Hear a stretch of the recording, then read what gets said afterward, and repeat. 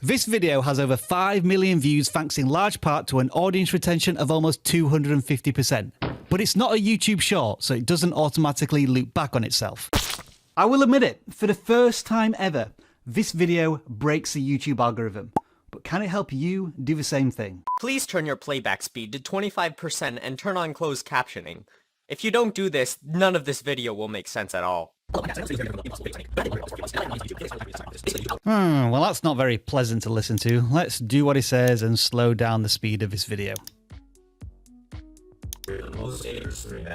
Oh, I see. To explain this in its simplest terms, audience retention is measured in the real world, not in the YouTube world. For example, if you watch a 1-minute YouTube video and it takes you 1 Earth minute to watch it, that's an audience retention of 100%. But if you watch that same 1-minute YouTube video at double speed, it only takes you 30 seconds and thus you receive an audience retention of 50%.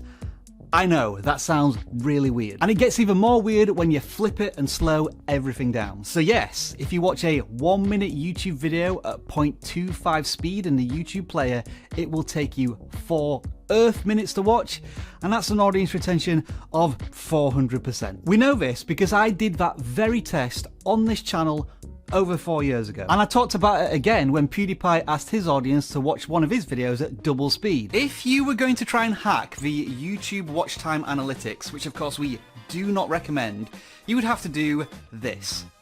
Speed up your video to 200% in your video editor, and then when you upload it to YouTube, ask people to slow the playback speed to 0.5. But of course it's fraught with problems, because right now I sound like a chipmunk. And now a creator has finally put that theory to the test, and they even gave us a mention in the video. And I found through testing on another channel, and a video by vidIQ. Thanks for mentioning that. YouTube is built on the foundation that watch time is good for your videos, like it says here. So it does seem baffling that there is an obvious exploit here. Logic suggests that the playback speed should not influence the watch time and the audience retention of the video. But is it too late for YouTube to change the way this metric works, given that there are billions of videos that have already operated with this weird quirk of watch time? Well, YouTube has been tinkering with other stuff recently, like making autoplay views in the home feed count as views, which will impact click-through rate. Video on that coming soon. And they've also made huge changes that nobody's asked for, such as abbreviating subcounts and getting rid of the dislike public counts. But when it comes to this watch time algorithm hack, I think YouTube just don't care, because it has severe limitations. Most daters 3 metrics: click-through rate, watch time, and retention rate.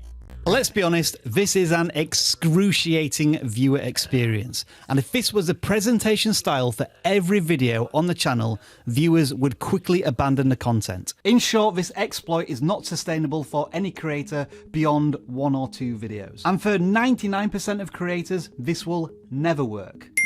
So why was Dapz the exception? Well, it's because this is exactly the type of content the audience expects. Quick, odd stories and skits that challenge viewer expectations. And yes, technically speaking, this is Dapz reading out a subscriber's name 1,000,000 times. Now, whether you or I look at this content and go, is absolutely irrelevant, because YouTube has already found hundreds of thousands of people who do get the content that's been watched over 100 million times. The title and thumbnail create instant curiosity and intrigue. It's almost pitched to the viewer as a challenge. Does this video really break the algorithm? And ironically, the more views it gets, the more compelling the video becomes. But most importantly, beyond the idea matching the creator and a really good thumbnail and title pitch, the creator kept it simple. This video breaks the YouTube algorithm. Yeah, how does it do that? And what does 400% mean? Let's click in. All right, now I'm asked to play the video at 0.25 speed or it won't make any sense. This sounds weird, but I can still understand what he's saying at 1/4 speed. He's explaining it to me now. This is interesting. Nice little experiment. Thanks for telling me all of this in just 30 seconds. It is not the exploit itself that caused this video to be successful. It's the execution of the idea behind the exploit. I think all of us as creators are often guilty of this, taking a very simple, clean idea through the creative process and adding layer upon layer of complexity onto it. Always remember that when a viewer watches your video, they are encountering your idea for the first time. It has to make sense to them in an instant. Oh, and I do have a little confession to make. One of the reasons I'm making this case study is because thanks to this vidIQ tool, I can see that the video has started getting tons of views per hour.